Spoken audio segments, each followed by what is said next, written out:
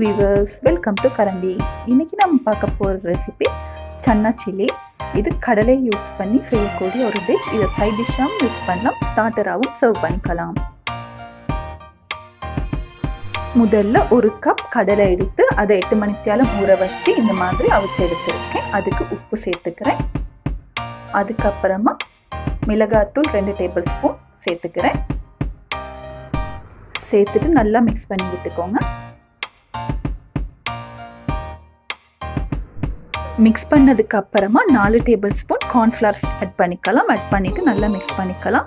கார்ன்ஃப்ளவருக்கு பதிலாக நீங்கள் அரிசி மாவு, ரவை இது ரெண்டையும் சேர்த்து கூட யூஸ் பண்ணிக்கலாம். கார்ன்ஃப்ளவர் சேர்த்து மிக்ஸ் பண்ணதுக்கு அப்புறமா திரும்பவும் 2 டேபிள் ஸ்பூன் ஆட் பண்ணி திரும்பவும் மிக்ஸ் பண்ணிக்கலாம். அப்போ தான் நல்லா கிறிஸ்பியாக வரும். எல்லா பக்கமும் நல்லா கோட் ஆகிற மாதிரி நல்லா மிக்ஸ் பண்ணி எடுத்துக்கோங்க.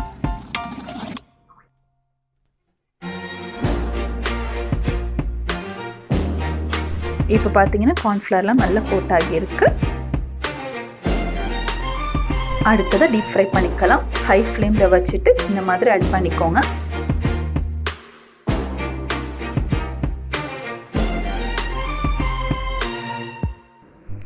ஆட் பண்ணிவிட்டு ஒரு 2 நிமிஷத்துக்கு அப்புறமா இந்த மாதிரி மிக்ஸ் பண்ணி விடுங்க.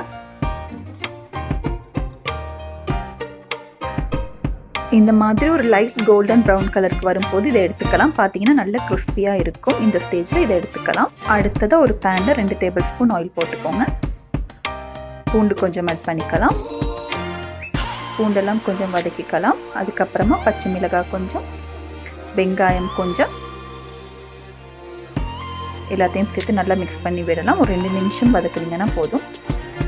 அடுத்ததாக கறிமிளகாய் ஆட் பண்ணிக்கிறேன். இதுக்கு பதிலாக கேப்சிகம் கூட நீங்கள் சேர்த்துக்கலாம். அடுத்ததாக கொஞ்சம் உப்பு சேர்த்துக்கலாம். இது கூட உங்களுக்கு விருப்பமான கேரட், கேபேஜ்லாம் கூட ஆட் பண்ணிக்கலாம். ஸ்ப்ரிங் ஆனியனும் சேர்த்துக்கலாம்.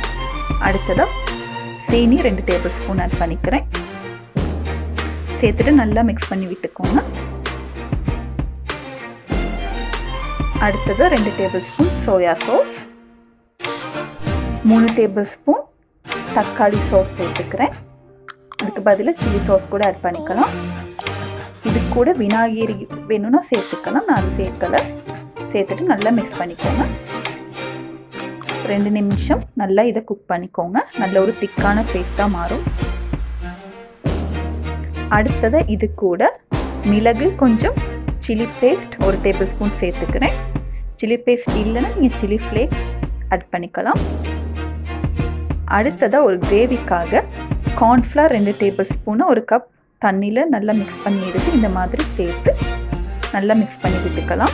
ஒரு 5 நிமிஷம் மீடியம் ஃப்ளேமில் குக் பண்ணுங்கள். நல்ல ஒரு திக்கான பேஸ்ட்டாக மாறும்.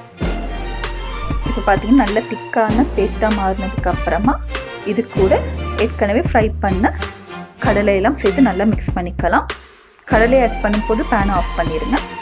ஆஃப் பண்ணிவிட்டு நல்லா இதை இந்த மாதிரி மிக்ஸ் பண்ணி விட்டுக்கலாம். இப்போ பார்த்தீங்கன்னா நல்லா மிக்ஸ் பண்ணியாச்சு. வேணும்னா கடைசியாக ஸ்ப்ரிங் ஆனியன் சேர்த்துக்கலாம். சேர்த்துட்டு இதை சர்வ் பண்ணிக்கலாம்.